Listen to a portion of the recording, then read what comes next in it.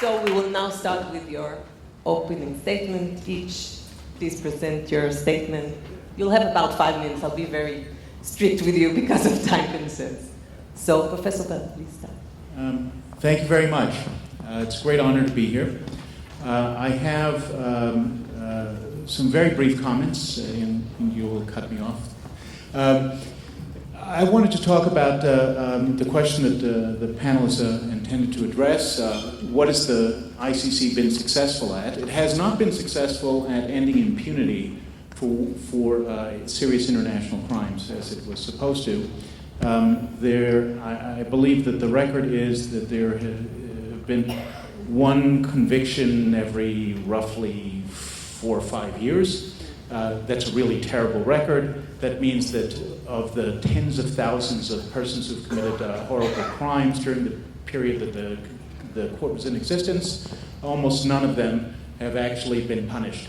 It hasn't succeeded, as far as I can tell, in deterring crimes. It's very hard to see any influence of fear of the court in the crimes being committed in Syria, Iran, China, anywhere else around the world where some serious and horrible violations are occurring today. But there have been 2 effects of the court, and I don't think that either of them has been very good.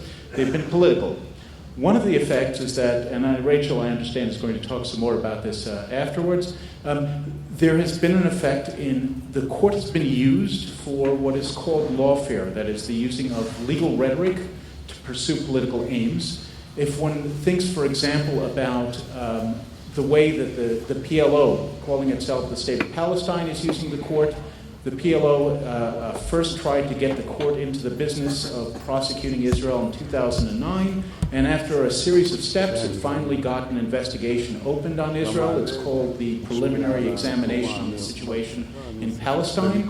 And for those who are not willfully blind, the trajectory of this is very clear. We will see at the end of the day the prosecutor filing something against Israelis. Now, the amazing thing about this is that the Palestinians have full confidence about the way this is going to work. So they're not at all worried about being prosecuted themselves. It's quite a remarkable thing. One goes down the list of crimes of the Rome Statute, and it's very clear that they've engaged in a host of crimes, from hostage-taking and acts of apartheid, deliberate targeting of civilians, attacks against cultural property, improper use of protected symbols and objects. The list goes on and on. But there has been no fear of this, and there's in fact been no investigation of these crimes. The prosecutor presents every year a report on where this preliminary examination is. And so far, the only crime of the Palestinians that she has addressed, and this was after a report by Human Rights Watch, Human Rights Watch talked about torture that was committed by the Palestinian Authority, and the prosecutor's report said we haven't looked into that. Now, there's another political use, and with this I will close. And I will apologize in advance. This may be difficult for some of us to hear, but unfortunately, another effect of the ICC has been in internal politics. It's been used by legal bureaucrats, I believe in good faith, but nonetheless it has been used by legal bureaucrats to push things in a certain direction towards enhancing their own powers, and I think not in a good way. I will give just one example. There is a theory that has gone around that it is necessary to enhance powers of various legal bureaucrats in Israel in order to make arguments of complementarity. Complementarity is the legal idea that the court may not pursue charges where there's been adequate local investigation and charges. And you have senior officials in the Justice Ministry that have spoken about using local Israeli enforcement as a, quote, iron dome against prosecutorial charges. Now, I don't understand the naivete that leads us to believe that when it comes to everything else that's jurisdictional and substantive, The ICC is not going to play fair. It won't play fair, by the way. But all of a sudden, when it comes to complementarity, there they will throw up their hands and be forced to follow the rules. I don't think it'll work that way. It's a terrible mistake to rely on complementarity as a shield.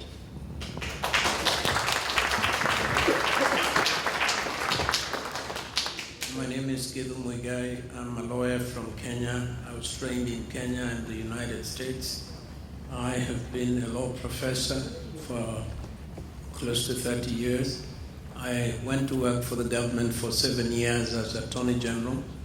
My time in government coincided with Kenya being a nation before the ICC. I think there's a special word for it, Nick. What is that? During those 7 years, I appeared before the ICC to represent Kenya's sovereign interests, not the interests of the accused persons who were very well represented by a very distinguished counsel, but to reserve Kenya's rights under international law to defend her sovereignty and her independence. I'm afraid that during my studies as a younger man, I was a very strong defender of the international criminal justice system.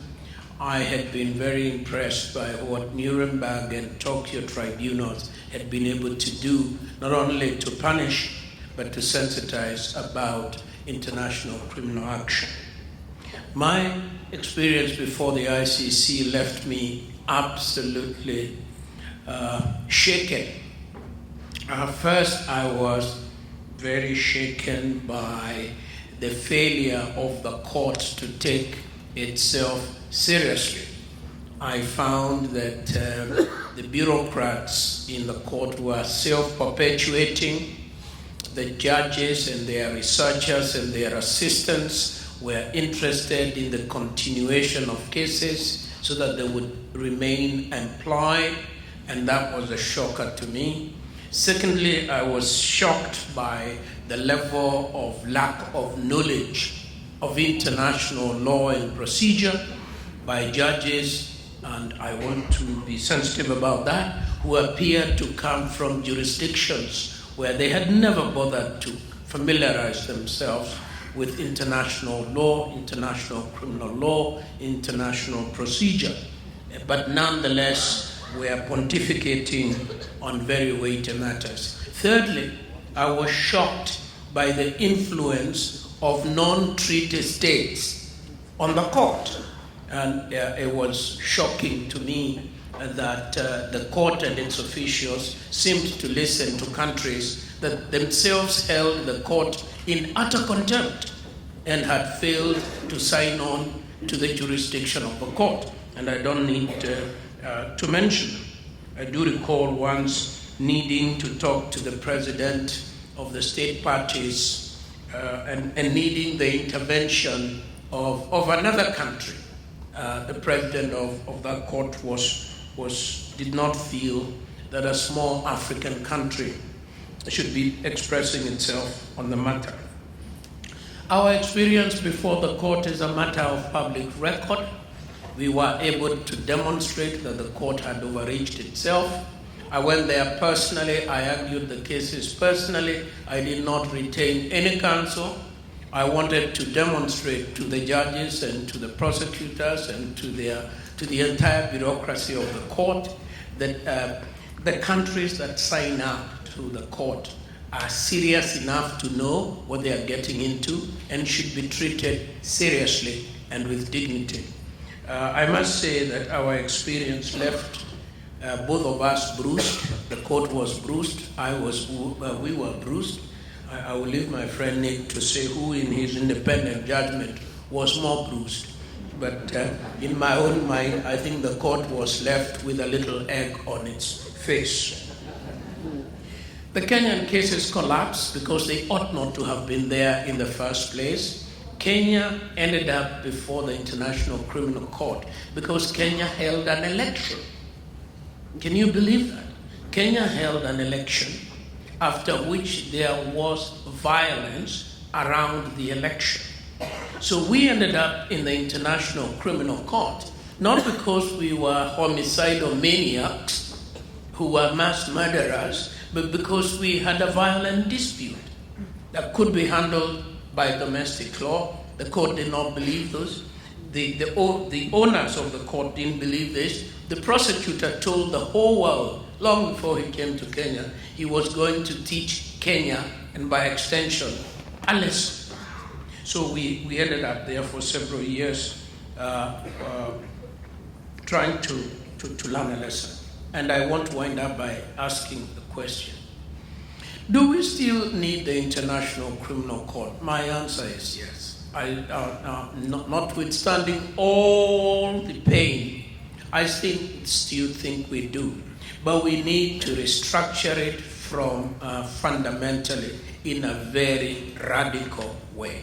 Right now, it is playing a political game in a political way that really undermines the rule of law, and as presently constituted, it's not a pillar for international peace and security.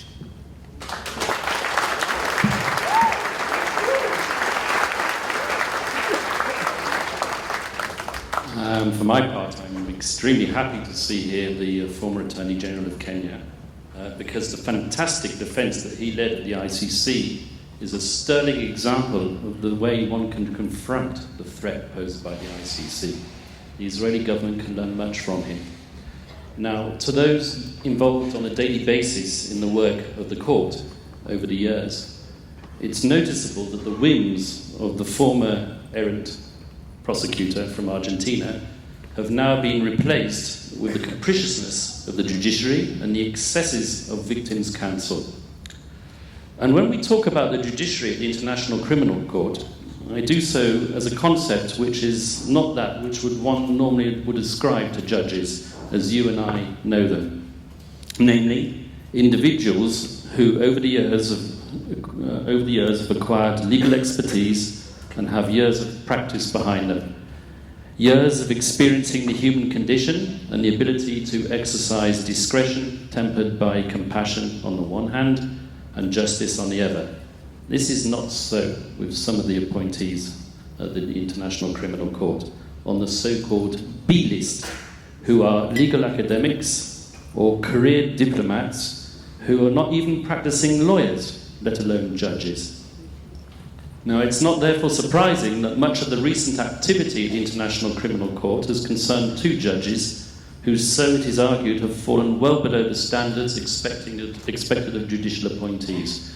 For those of you who follow the matters, I'm talking about the Japanese judge, Ozaki, formerly a diplomat, who accepted a position as the ambassador to Estonia on behalf of her country before she finished her duties on an ongoing case. That's the Bosco and Ntaganda case. This drew further criticism of her for accepting a political position when she was still in a judicial role, two capacities which conflict with each other.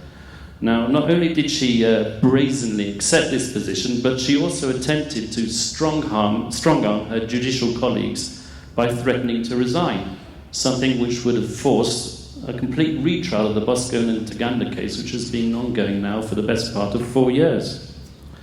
And more recently, there has been a rash of litigation pertaining to another judge, a French judge, called Marc Perrin de Brichambault, to use his full name, a French judge who has been attacked for his partiality on the basis of his previous diplomatic activity and his even more troubling, insulting and inappropriate comments in the context of international conferences where he was invited as a guest speaker. This is the same Marc Perrin who is sitting as a judge in the so-called Palestine situation, the very same judge who issued a decision calling for outreach to bring the court's activities to the Palestinian victims. An incredible decision which is unique given that a similar decision has never been given in any of the other situations, including in Kenya. So, that's what I have to say by way of introduction. I have more to comment on the Comoros situation, perhaps during the question and answer section.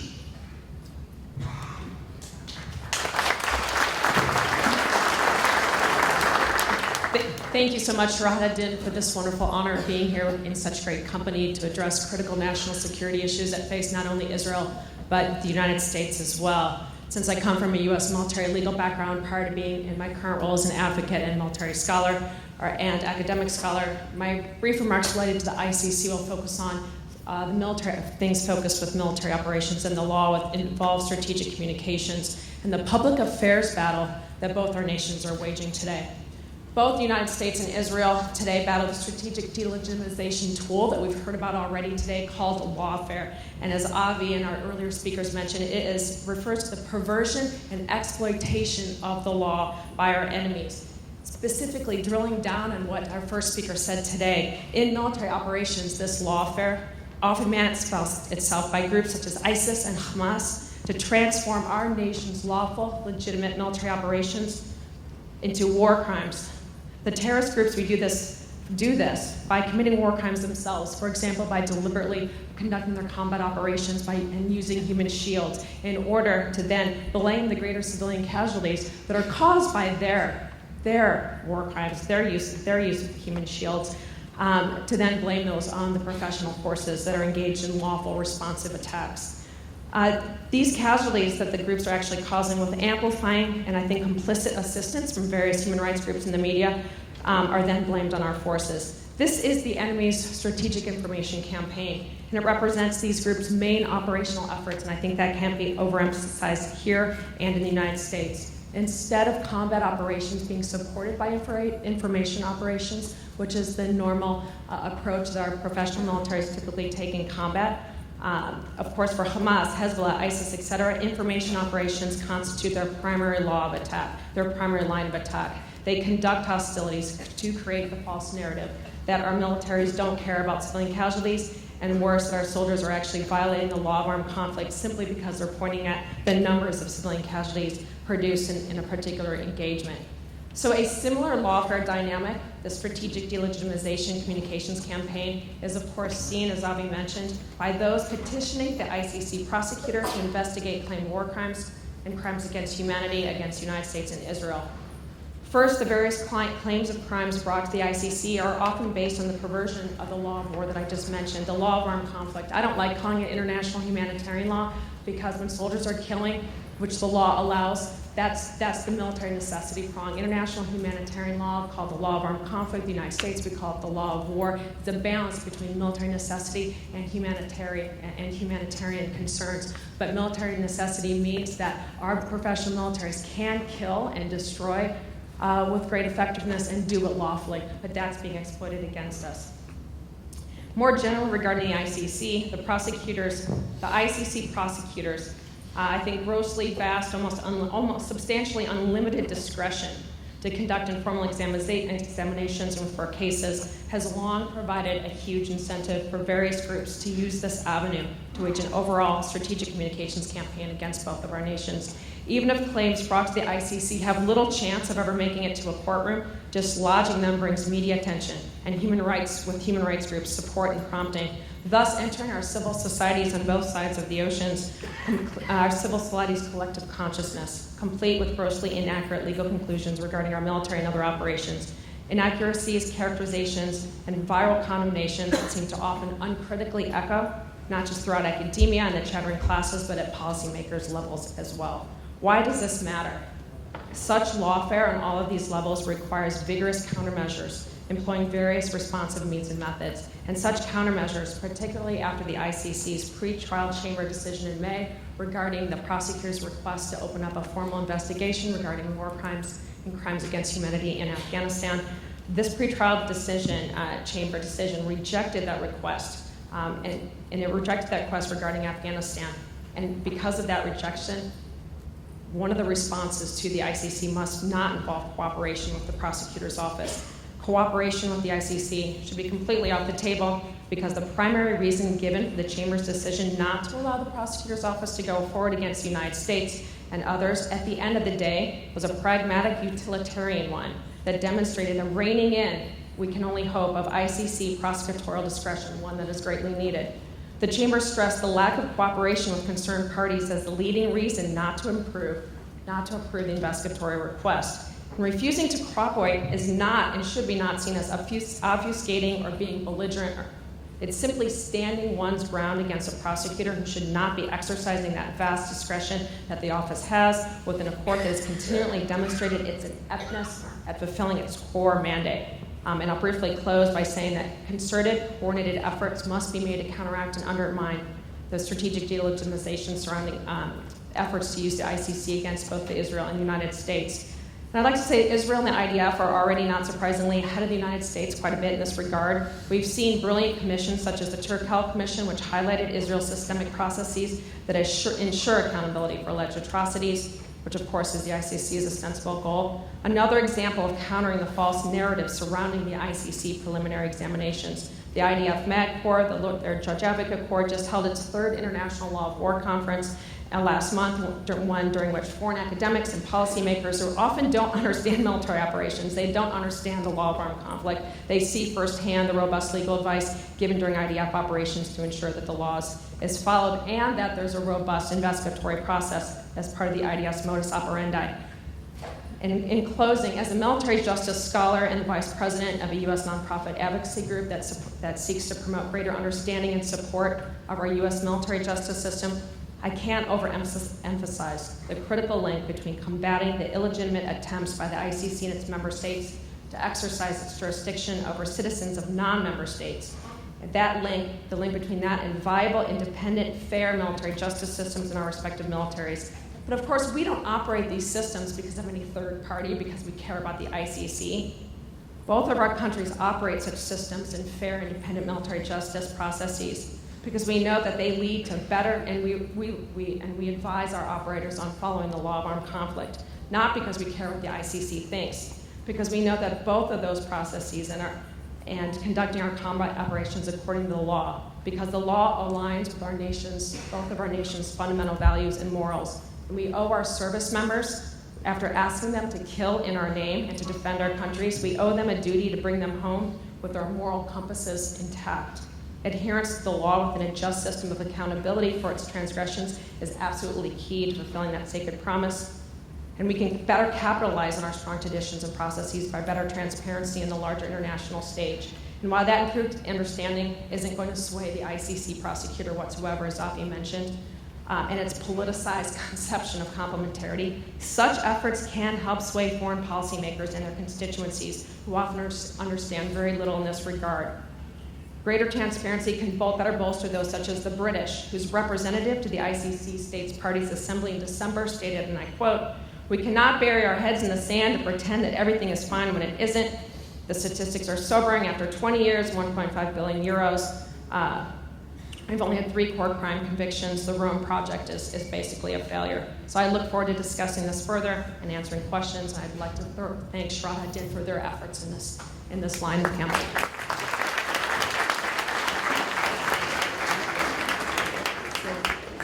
The Rome Statute directs the ICC Office of the Prosecutor to open investigations only into situations that are the worst of the worst, the gravity principle, and where there's no national court that will open a serious prosecution.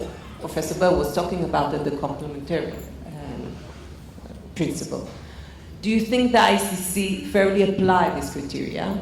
If not, what criteria does the ICC should actually apply, in your view, and what should be the criteria? You want to start? Yeah, I can comment on this. A lot of criticism that has been directed at the ICC over the years is that it's been Africa-centric. Now, in the former Attorney General's case in Kenya, that wasn't a case that was what is called self-surrendered, self-referred to the International Criminal Court. That was an investigation which was instigated proprio motu by the prosecutor himself. We cannot ignore the fact that a number of cases, in fact the majority of cases in Africa, were started because the president of that country referred their own countries to the International Criminal Court. Now, when we talk about situations and the worst situations in the world, one immediately thinks of what's happening, for example, in Myanmar. And that has recently been brought before the International Criminal Court. Once again, Myanmar is not a state party to the International Criminal Court. And so the way that was done was by trying to find a novel way to seize jurisdiction over the affair by saying that, well, a lot of the Rohingya fled to Bangladesh. Bangladesh is a state party to the International Criminal Court, and therefore the crime of deportation, which is an ongoing crime and was only completed when these Rohingya victims arrived in Bangladesh, there is jurisdiction to deal with that situation. So that was an attempt to address the criticism, I feel, that has been that the ICC has been subjected to for not dealing with the most serious situations in the globe at the present moment in time. If I may, I was hoping that Nick would say something about the Comoros situation, but I'll do it for him, and you can correct me. There's an ongoing proceeding, an investigation in the court into the incident on the Mavi Marmara, the flotilla that was attempting to break the blockade to Gaza. And repeatedly, the judges have instructed the prosecutor to move forward, notwithstanding the fact that it very clearly fails to meet the gravity and other criteria that are preliminary to the court actually exercising any authority over the case. I think that it's simply naive to believe that these criteria, gravity, complementarity, will restrain the court. The pressures on the court today are political. The criticism that the court was Africa-centric has had an effect, and the result is the court is looking to reach out to other places to show that it has authority more widely in the world, whether it actually does or does not have that authority. I think that's what pushed it towards trying to go after the United States in Afghanistan. I think that is going to push it ultimately to try to present charges against Israelis. And I think that we're going to see more and more of this. And it's naive to think that these legal tools are the way to change the behavior of the court. Ultimately, it's going to be political pressure that forces it to act differently. I'd like to echo that and add, supplement it with that political pressure often does come from domestic constituencies. And when domestic constituencies just hear that the IDF is shooting innocent children and, across during the border protests, or that they hear that, U.S. soldiers are shooting up a village in Afghanistan, that does demand a response, and that response then can help lead those constituencies to provide political pressure. I know I'm part of a group that deals with hybrid, it's called a Hybrid Warfare Task Force, and I work with retired senior American generals and admirals.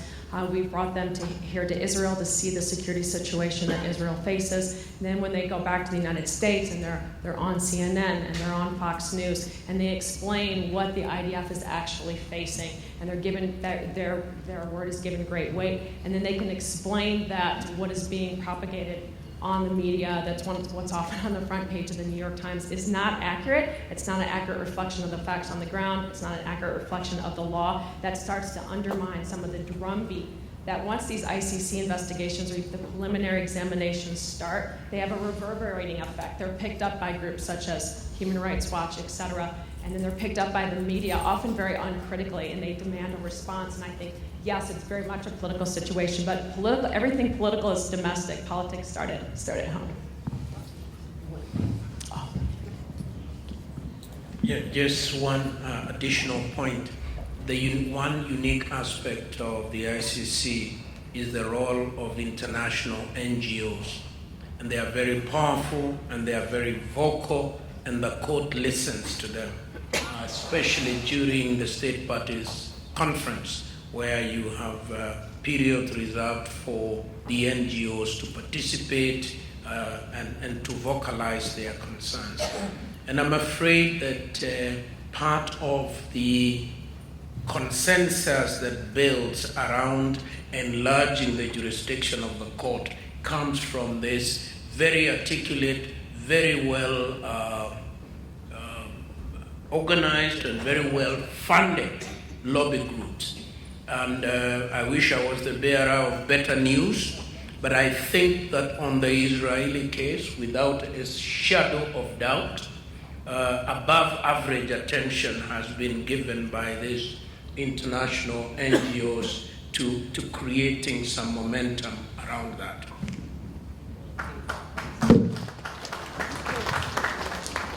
You were talking a bit about the requirement of state cooperation in the ICC. What are the implications of this requirement in its jurisdiction in international conflicts? And what are the implications of the way this requirement has been applied over the years by the ICC's prosecutor? Start. I think that Rachel hit the nail on the head when she was talking about the Afghanistan case. For those of you who don't know, what was primarily driving the prosecutor there was an intent to prosecute American soldiers and American commanders for alleged crimes that took place in Afghanistan, notwithstanding the fact that the United States is not a party to the Rome Statute. And the United States took a very, very strong position on that, of zero cooperation, not only zero cooperation, but it threatened to arrest people who landed on U.S. soil. This follows up, there's legislation in the United States that states that if following a conviction, any American service people are jailed, the United States will view this as a hostile act, and the president is entitled to use military force to get them out of there. By the way, the piece of legislation also applies to Israeli service people. That is an extreme case of non-cooperation, maybe the most extreme that we've seen so far, and it was fantastically successful. Right? That is, the court ultimately closed the investigation. And it's unfortunate that we're not seeing more of this. It's not, again, as Rachel said, it's not because we're afraid of accountability. I actually think that the accountability systems in the United States and in Israel are excellent. It is because there's a lack of accountability for the political actions of the ICC, the court and the prosecutors, and it is only by forcing their hands that we're going to get to a better situation.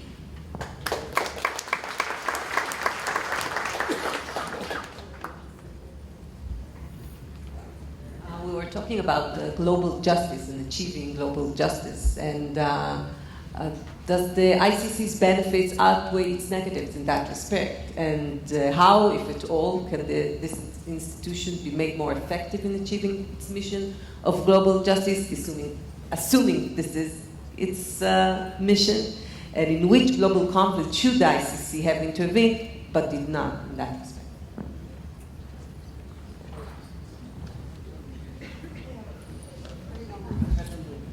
Well, I think that one of the structural defects in the court, which he alluded to earlier, is who ends up in the court, who are the judges.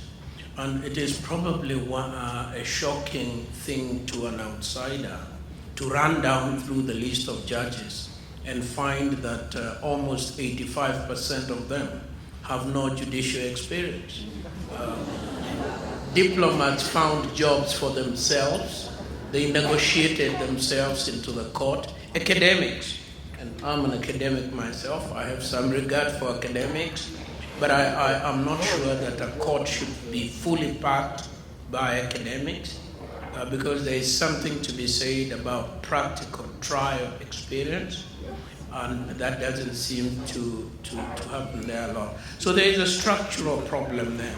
Secondly is the place of the UN's own inherent weakness in the distribution of goodies by way of jobs for the boys. So in the prosecutor's office, you say, it's time to have a person who answers this sort of description and so on. And the consequence of that is that it has affected the professionalism of the institution. So we would have to be doing much more to restructure that court.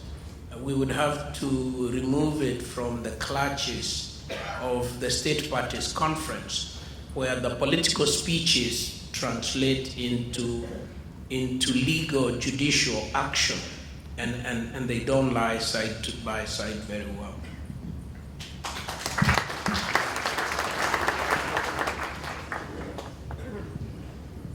I mean, one of the reasons the United States did not join the Rome Statute in the ICC was because of the jurisdictional issue. In the United States, very firm belief that the ICC should not have jurisdiction over non-state parties. That international law means law made by states and acceded to by states, and therefore that a state that is not a party should not have its citizens subject to such an illegitimate body. However, the United States was a proponent of reining in and limiting the prosecutor's discretion via the United Nations Security Council, of course, because the United States is a permanent member of that council, but it felt that referrals through the UN Security Council were the appropriate mechanism because they took into account the appropriate politics of an issue, of a situation. That is one of the appropriate mechanisms, and of course we know where Russia stands on Syria and their involvement, but you asked the question of what types of situations would seem to demand accountability for the impunity for gross atrocities, and Syria stands front and center on that. But again, then you have the politics. However, if we wound up having accountability for Germany after World War II via Nuremberg, some accountability, maybe there is that chance, but I think it needs to work through those mechanisms. Either the state party itself, as Nick mentioned, refers itself, as some of the African countries did, or the UN Security Council via resolution refers an incident. One of the things that I've noticed recently is an almost populistic demand for the opening of cases. And a prime example would be the Philippines situation as a result of the ongoing drugs war conducted by the incumbent president. And now that the whole hoo-ha-ha about that particular situation was initiated at Harvard University. There was a very prominent professor there who was promoting the issue, who formerly worked in the office of the prosecutor. That case, of course, led to the Philippines government withdrawing from the International Criminal Court, citing what Israel rightly cites as well, that their own courts and judiciary, which is a very well-developed judiciary in the Philippines, is fully competent to deal with the alleged crimes which have been committed. I'll talk about Israel, of course. We can't avoid talking about Israel. You talked about it. You mentioned it a bit. How do the ICC's judgments and investigation impact Israeli reputation? And what implication do these rulings have on Israel's international legitimacy, which is a thing that concerns, I know, a lot, the institutes in Israel and the Israeli public? How, if at all, has the ICC been exploited by media sources to advance an anti-Israel agenda? Well, every time there is a request for the prosecutor to open up a proprio muto examination, an examination on her own initiative, which is authorized by the Rome Statute, and one of the defects that needs to be fixed, it usually is accompanied by great fanfare, great media attention, because, again, as I mentioned earlier, it is a tool for strategic delegitimization, and it often does have great effect in countries around the world, because the media then, prompted by human rights groups, there's a reverberating effect, pick up all this attention, and everything is focused on what the allegations are without critical analysis or any critical pushback that these are merely allegations, and maybe this is a tool of lawfare being used against Israel. So I think there is, it's imperative for nations and for groups and for NGOs like Shurat HaDin to push back against the NGOs and beat them at their own game by accompanying their own initiatives with media attention as well. But it's going to require much more than that. It's going to require pushback on numerous levels. Human Rights Watch just released their report recently on the Gaza border protests. It it maligns the IDF, it accuses the IDF of significant war crimes, as was mentioned earlier, and there's been very, very little pushback. There's been almost nothing in the United States. I know I have a blog post, a piece that's coming out on Lawfare, which is a national security blog that's widely read within the United States government, within the national security classes, pushing back on the Human Rights Watch report and calling it out for what it is and its faulty legal analyses, and saying that they're providing greater incentive for groups like Hamas to use their nefarious ways.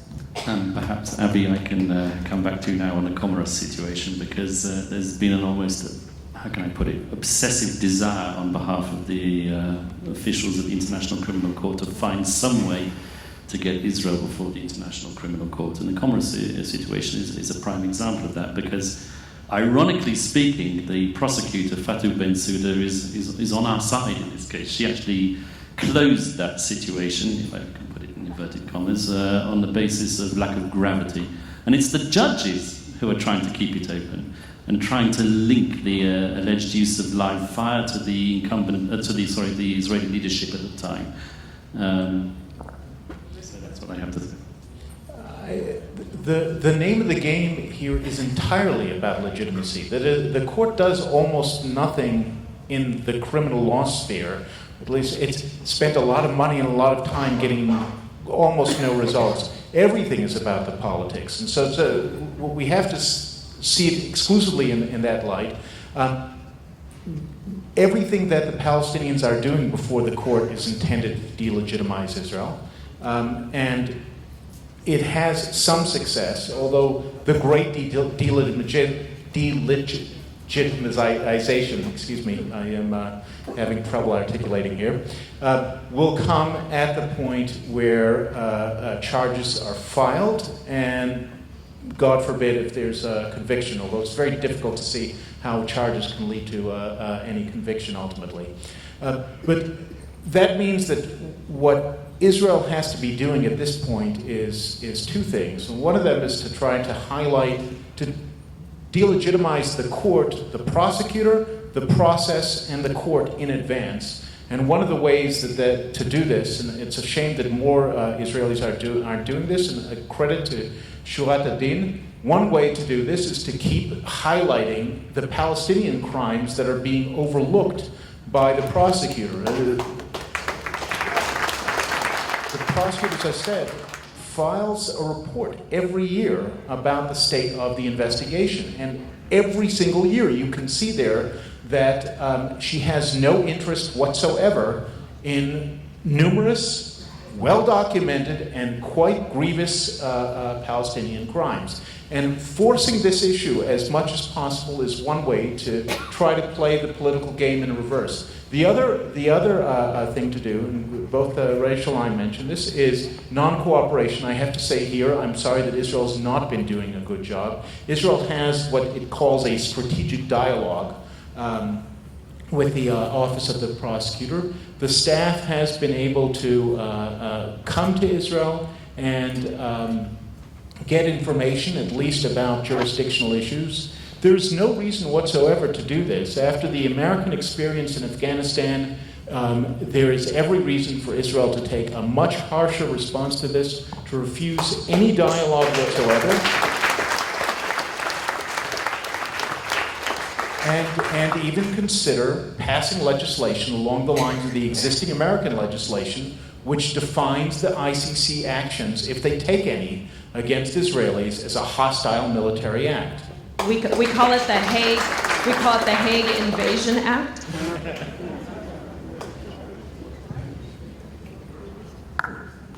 So to conclude the discussion and the various aspects we were talking about, do you think the ICC should remain as an existing legal mechanism, or would you suggest an alternative, other international mechanism, or any suggestion otherwise? What is amazing is that at the height of our problem with the ICC, Africa resolved to strengthen her own regional and domestic justice mechanism. And we got a lot of pushback from the ICC itself and its members, which I thought was quite shocking. I myself think that we stand a better chance of creating a more durable international criminal justice system if we strengthen regional mechanisms that are alive to and sensitive to, the local politics, culture, and procedures. We have a court in Africa that hasn't worked very well, but it does work from the African Court of Human Rights in Arusha, Tanzania. And I sat in that court for 2 years, and I could feel that over time it would get traction.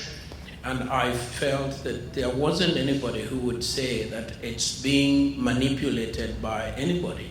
We dealt with some sensitive cases about genocide in Chad and other places. And we may have got wrong technical issues, but on the bigger political question, everybody was on the same page, that we didn't want this sort of people on our continent going unpunished. That would be my view.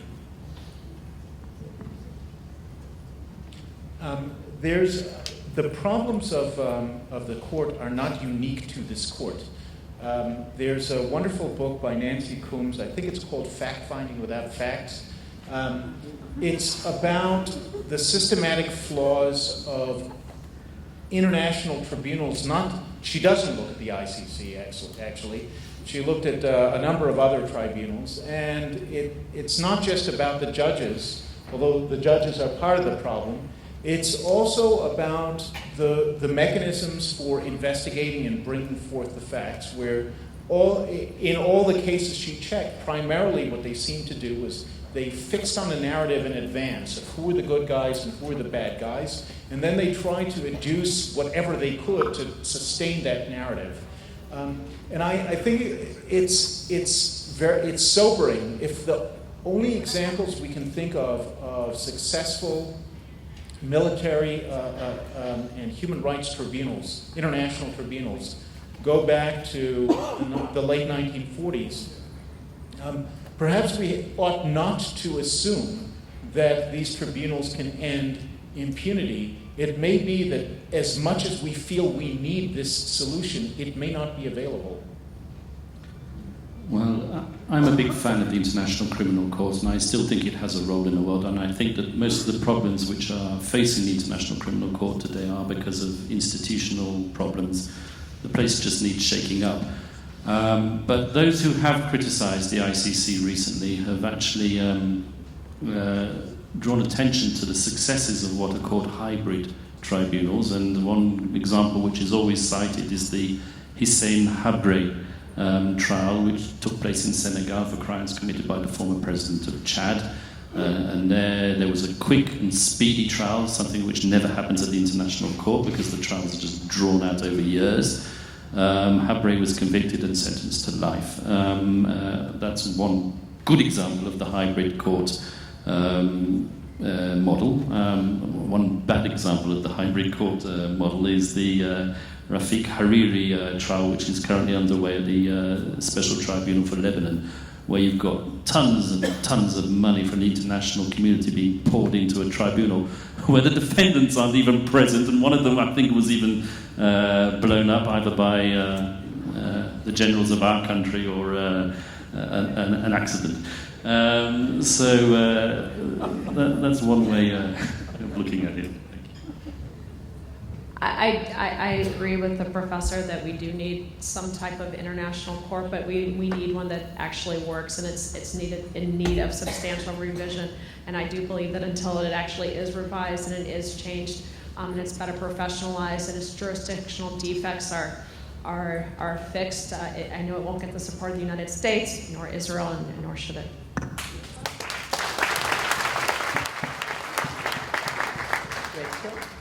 Do we have questions from the audience? Okay. I couldn't see you behind. We do have questions from the audience. And again, everybody please understand we're doing our best to highlight as many of the questions as possible. Many of them have overlap, so we'll get to as many as we can. So my first question for you is actually from a law student from Cardozo, Mendel Epstein, who says the U.S. and Israel have rescinded their signatures from the ICC treaty, the Rome Statute, do you think that these should be isolated incidents, or should more countries who have signed the Rome Statute rescind their signatures? And would this incentivize the ICC to reform? Well, Israel withdrew its signature right back at the start, and did it for very cogent reasons, which have been stipulated by the former legal advisor to the Israeli Ministry of Foreign Affairs, Alan Baker. And you can find them online. The reason why people withdraw signatures more recently have been purely for political reasons, and one of the examples would be Burundi and the Philippines, because faced by the threat of prosecution, they decided to take the national political option and just withdraw their signatures. Withdraw from court. I would just add, there was the Organization of African Unity at some point actually did call for mass withdrawal. That didn't happen. It's of African states from the Rome Statute. It's interesting why it didn't happen. Perhaps you'd have more insight into this than I would. But it's a threat that's out there. The ICC definitely took that threat seriously. I think it would not be a bad thing if there were more threats of withdrawals. And more threats of denial of funding. I mean, if the Brits followed through on their message of condemnation, I mean, their very public criticism of the ICC in December at the States Party's Assembly with a restriction in funding, money talks.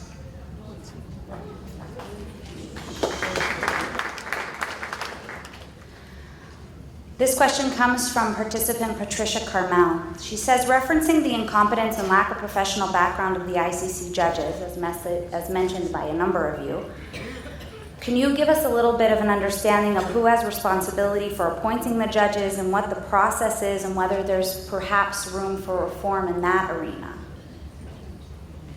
Well, judges are appointed by the Assembly of State Parties, which is a governing body. All members of the ICC are members of this, and there is also geographical representation. So a certain number of judges have to be appointed from each continent, which is a member of the ICC. That's how they're appointed. It's a highly political process. They send in their CVs in advance to the CICC. You can read all the curriculum vitae online. And then once a year, or whenever the posts become available, they serve, I think it's for 9 years, each one of these judges. When the posts become available, for there are elections at the ASP. Okay, next question. There has been mention about the conviction rate of the ICC, which is dismal. But what is that a fair measure of its quality or its success, and what should be the measurement, or what can we look to in terms of looking for improvement or looking for, I don't know, what should be the measures of success be for a court of this nature?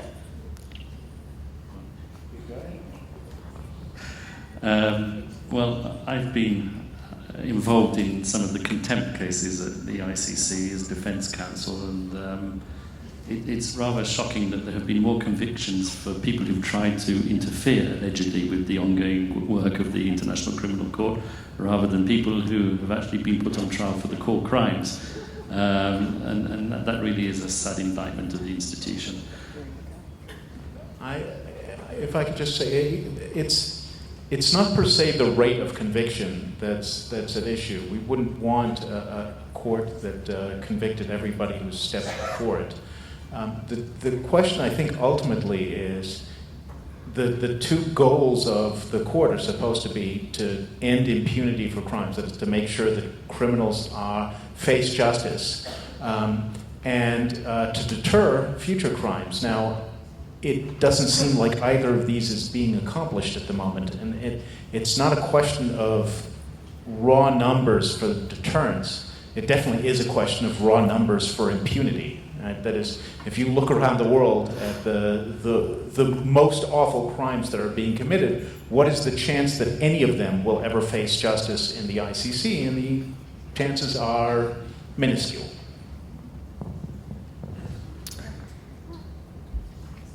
I just want to make sure there isn't anyone else. I agree with Avi. As a criminal law professor, we teach the number one purpose for criminal law, both domestically and internationally, is deterrence and the collective condemnation of behavior. And when the condemnation of behavior that we're hearing emanating from the ICC is against law-abiding nations that have fully accountable systems within their own domestic spheres, there is no deterrent message. How should Israel react to potential ICC charges? Not cooperating.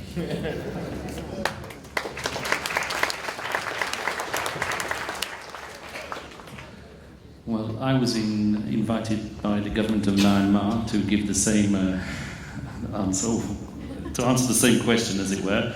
And I said, you have two options. You can either do what the United States did and just not cooperate, or you can do what Kenya fantastically did, and that was to mount a defense without any criticism whatsoever. Some people have said that Kenya slow-walked their cooperation with the International Criminal Court, but the results proved that what was done in the Kenya situation led to a successful result. But Kenya was a state party, so I think it gives the ICC too much legitimacy and the charges too much legitimacy to show up at such a forum.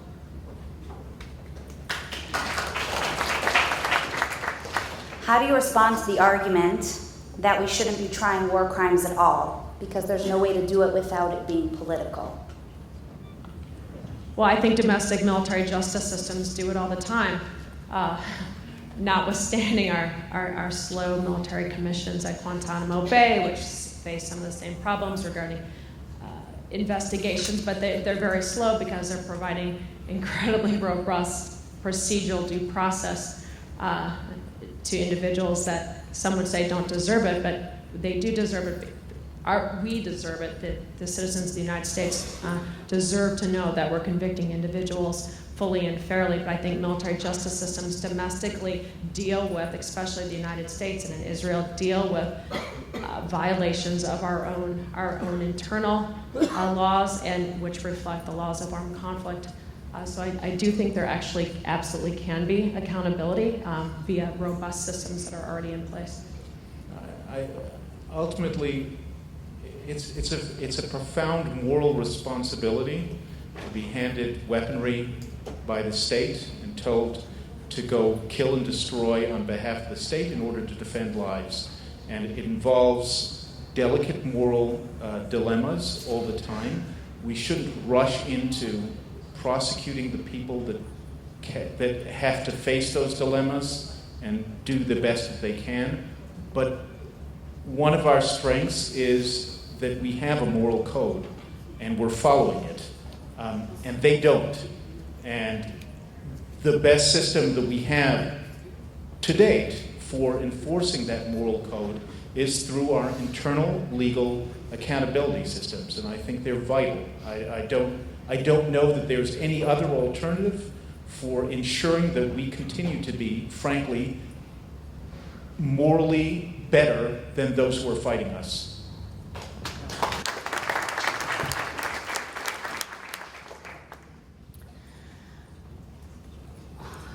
I hope someone can answer this. What are the main reasons for the ICC's avoidance of pursuing the real crimes against humanity, against countries like China and Syria and Yemen? And is there anything that can be done to push that or force that to happen? And what excuse would they give, or do they give when asked that question? Well, what's sauce for the goose is sauce for the gander, as they say in the United Kingdom. So if you find novel and inventive ways to try and pursue non-state parties such as China, then it'll come back and bite you like on the backside, and people will start trying to initiate prosecutions against Israel. We'd obviously, the argument is made that is, if you're not a state party to the International Criminal Court, the International Criminal Court has no jurisdiction over you, and there shouldn't be an attempt to try and acquire it. jurisdiction in novel ways, such as was done in the Comoros situation. I think we are between the devil and the sea, because we are trying to resist an expanded reading of the court's jurisdiction in respect of states that have made it very clear that they are not party to the statute, like the US or Israel, and for very good reasons, and states that have very robust domestic avenues of addressing some of these issues. But at the same time, we are salivating at the possibility of some real bad boys, Syria being probably one of the best examples, being allowed to get away with murder literally. So it's quite a complex problem. Let me just add one last aspect to this. Let's imagine for the moment that the Security Council passed a resolution giving the court jurisdiction over the situation in Syria. What would be the result? I have to suspect that it would be very, very difficult ultimately to gather together the sufficient evidence to support criminal convictions of almost all the criminals. I had the honor when I was a student of one of my professors was Bernard Meltzer. He was one of the junior attorneys prosecuting in Nuremberg, and what he talked about was how easy it was to make the prosecution. But that's because the Germans who were committing the crimes were also fanatic record keepers. And so you'd have a transport of 10,000 people, and then you'd have a record of every one of them dropping dead of asphyxiation or heart attack at exactly the same time. Now, that's quite good if you're a prosecutor. I don't think there are any records like that in Syria. So if you were to come around to actually trying to prosecute these things, it's not clear even that even if you could get jurisdiction over the situation in Syria, that the court would have great success at convicting the most serious criminals. Here I have to intervene because I was affiliated, and I'm proud to say so, with an organization called CIJA, and they were actually charged by, I think it's the United States and the United Kingdom, Canada, and they got their funding from there, to acquire evidence into the ongoing situation in Syria. And they've done a sterling job to date. They've also had witness statements taken from people who have fled the incumbent regime in Syria. And there is also, if people who follow this in the international law community, there's also now a move towards the setting up at the United Nations of what are called international fact-finding missions or international quasi-prosecutorial missions, where they actually take evidence from the victims of these situations such as Syria, Myanmar, and keep them on ice until one day a means can be found in order to set up some form of hybrid tribunal to prosecute the alleged offenders. Okay, one last question. In light of its accession to the Rome Statute in 2015, can the Palestinian Authority be charged in the International Criminal Court for crimes against its own citizens and Israelis? Well, the answer is yes. I mean, if we're looking at the Palestinian situation, for example, the duty of the prosecutor is not to focus on one particular side to the conflict, and even though the Palestinian Authority might have referred the situation to the International Criminal Court, the prosecutor will examine the situation in its holistic context and presumably bring cases against the alleged offenders on who the Palestinian Authority is complaining against, and what are called, in our jargon, the flip side cases, which are the offenders on the other side. And that is noticeable in a number of conflict situations which are currently being brought before the court. The Central African Republic being a prime example of this. Currently, you've got the Selekas on the one side and the anti-Balaka on the other side. Currently, prosecutions are undergoing on prosecuting both sides to that conflict. I believe that the so-called state of Palestine is not in fact a state. I believe that this so-called state does not have territory to which jurisdiction can attach, and therefore I think that the court actually lacks jurisdiction over almost all of the crimes committed by Palestinians, except those committed by citizens of state parties such as Jordan. That said, that's not the question. Right?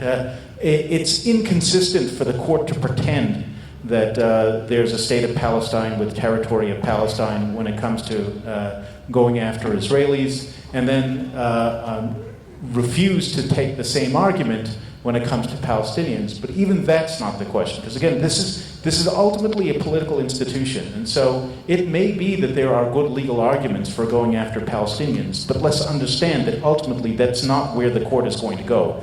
The prosecutor is not going to investigate those charges, or at least she hasn't up until now, and there's no indication of any future interest in doing so, and it's very hard to see that the judges, given the way that they've acted in the Comoros case, have any interest in going after Palestinian criminals. So don't ask yourself what an abstract legal analysis would say. Ask yourself what is going to happen politically. And politically, it's simply not going to happen.